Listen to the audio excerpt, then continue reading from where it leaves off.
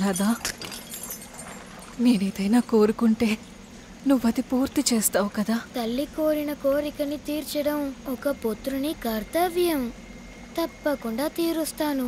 ప్రహ్లాద, అదృష్టవశాత్తు నువ్వు ప్రాణాలతో బయటపడ్డావు.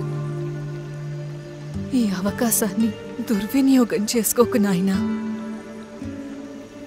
మీ నాన్నగారు ఆశపడ్డట్టే ఆయన అనుకున్న విధంగా నీవు మారితే ఆయన ఎంతగానో సంతోషిస్తారు. పుత్ర, ఆ విష్ణుని విడనాడు. ఒకవేళ అలా చేయడం నీకు కష్టం అనిపిస్తే నీ మనసులోనే ఎవ్వరికీ తెలియకుండా స్మరించుకోనాయనా. కానీ మీ తండ్రి గారి ఎదుట మాత్రం ఆయన శత్రువు మీదున్న భక్తిని ప్రదర్శించకు నాయనా.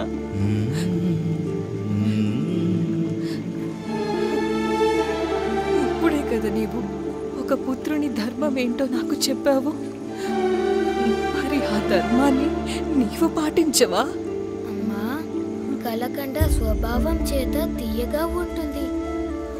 ఉప్పు స్వభావం చేత ఉప్పగాను, మిరపకాయ స్వభావం చేత అవి కారంగాను ఉంటాయి.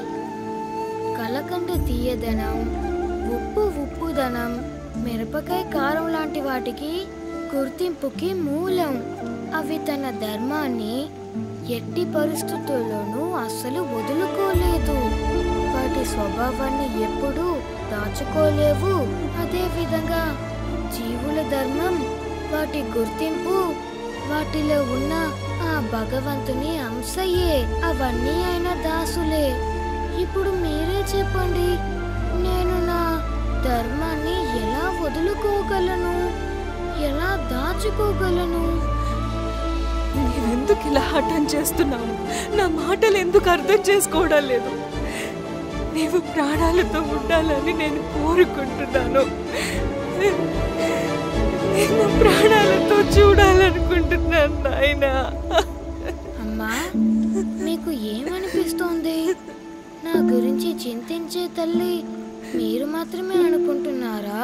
శ్రీ మహావిష్ణువు కూడా నాకు తల్లి లాంటి వారే, ఇంకా తండ్రి లాంటి వారు, నా బంధువు, నా సుకుడు కూడా. త్వమేవ మాతా పితా త్వమేవ తమేవ బంధుష్య సఖా త్వమేవ. నా మీద మీకు ఎంత చింత ఉందో ఆయనకి కూడా అంతే ఉంది.